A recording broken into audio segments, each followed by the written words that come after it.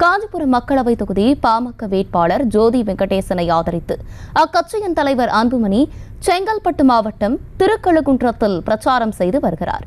அதை நேரலையில் பார்க்கலாம்.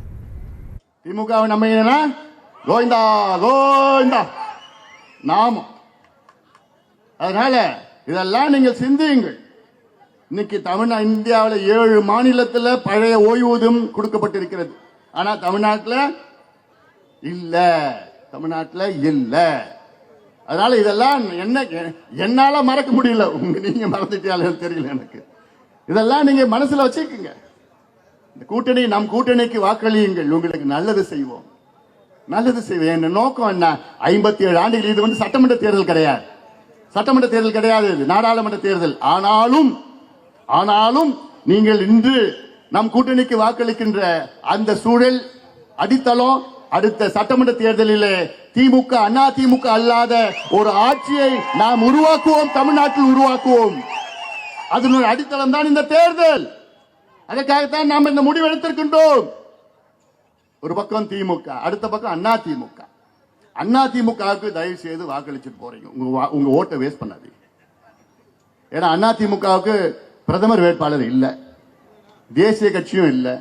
அண்ணா திமுக தமிழ்நாட்டில் ஆளுங்கட்சியும் இல்ல, மத்தியில் ஆளுங்கட்சியும் இல்ல. அவங்க வெற்றி பெற்று என்ன பண்ண போறாங்க? யார்கிட்ட போய் கேட்க போறாங்க? என்ன நோட்டு கேட்க போறாங்க? ஒன்றும் கிடையாது. இதெல்லாம் சிந்தியுங்கள். எடப்பாடி பழனிசாமி அவர்கள் நம்ம பார்த்து சொல்ற, நாம என்னமோ துரோகம் பண்ணிட்டோமா? என்னையா துரோகம் பண்ணோம்? நாங்க 10% கொடுத்தோம், அவங்க துரோகம் பண்ணிட்டாங்க. அதாவது உங்க கூட கூட்டணி சேர்ந்தா நாங்க தியாகிகள், உங்க கூட கூட்டணி சேரல நாங்க துரோகிகளா? எத்தனை முறையா உங்களுக்கு உயிர் கொடுத்தோம்?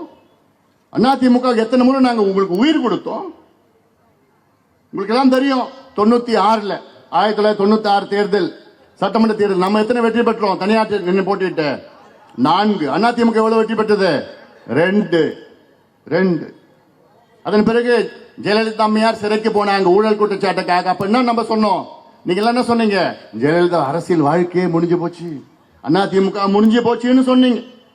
ஆனால் 2 ஆண்டு காலத்தில் அன்று சூழலால் நாம் அதிமுகவுடன் கூட்டணி முதல் வைத்தோம். நாம தான் முதல்ல போய் அந்த கூட்டணி 30 இடங்கள் வெற்றி பெறுகிறது, 40ல் 30 வெற்றி பெறுகிறது.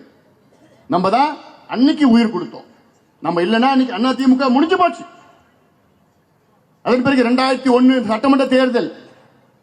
அப்ப என்ன சொன்னாங்க மக்கள்? இனி ஜெயலலிதா அம்மையார் முதலமைச்சராக ஆக முடியாது, அவ்வளவு மோசமான குற்றச்சாட்டு எல்லாம் இருக்குதுன்னு சொன்னாங்க.